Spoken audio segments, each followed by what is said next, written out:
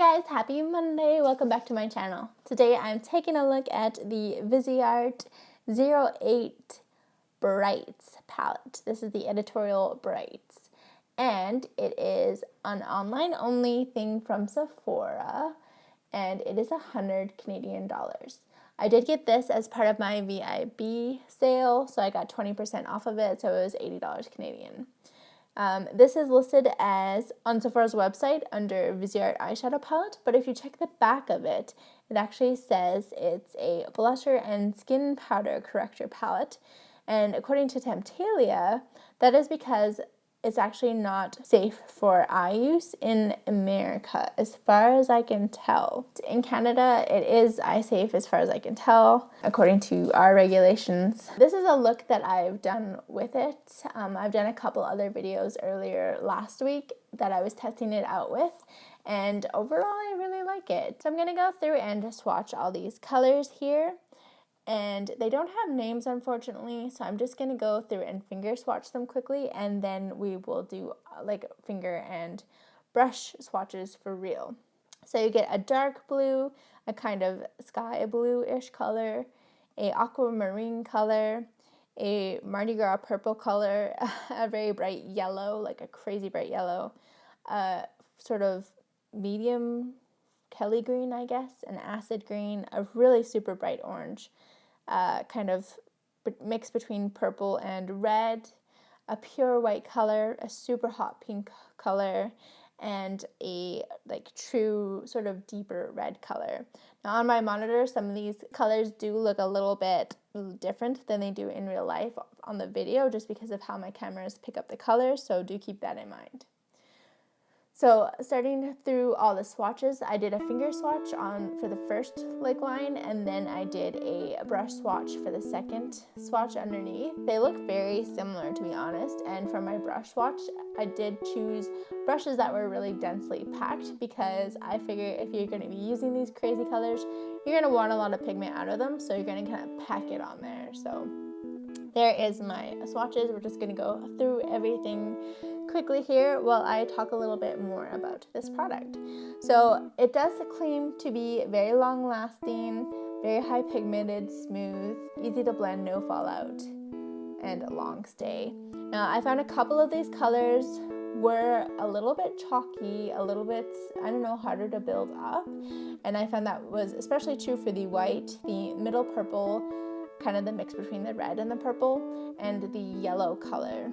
That being said, when you're using them on the eye and not just swatching them, especially like the yellow, it applies beautifully, it blends beautifully with other colors, it's super pigmented. It is a very beautiful color.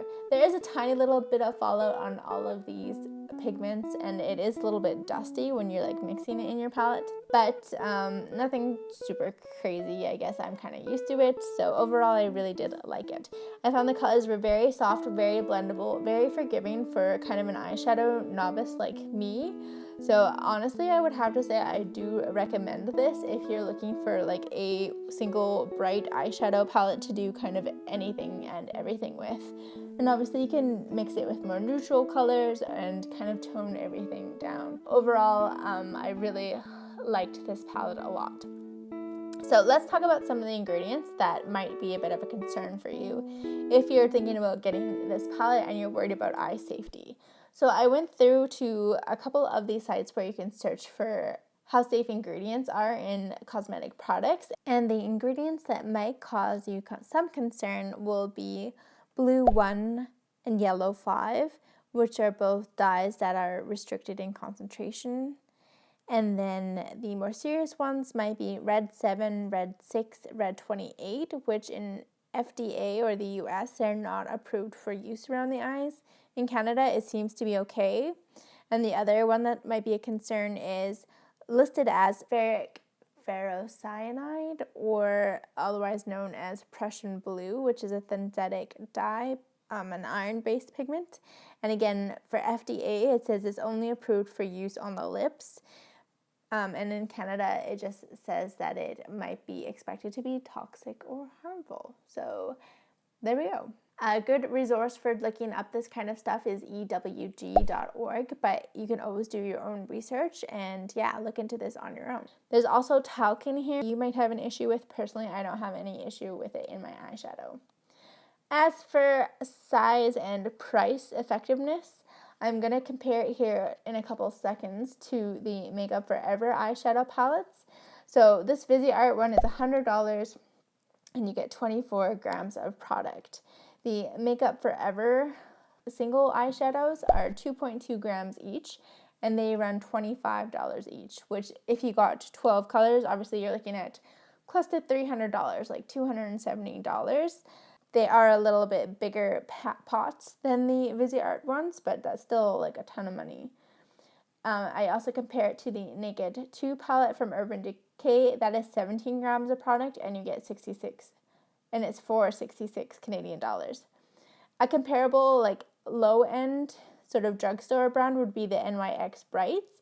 I think that one's about 13 grams, and it's $20. I haven't seen that in real life, and I had a hard time finding out how much product was actually in there. But overall, I do like this Viseart Bright palette. I think it's a lot of fun and pretty easy to use. So overall, I would give it a 5 out of 5. I think you get a great value for the amount of money that you pay. I think the packaging is absolutely perfect, and I would totally repurchase this if I ever needed to, but honestly, I don't think I'll ever get through all of these colors.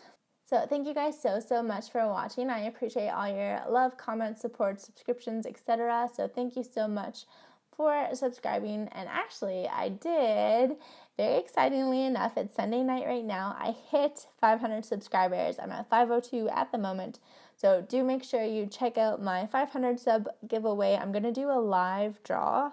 Never done any live streaming before, so I'm going to try it out. It'll be November 24th, which is a Thursday, at 3:30 p.m. GMT-7 or Mountain Standard Time. So check out the event here. You can see what time it is in your time zone, and I'll see you all tomorrow. Bye!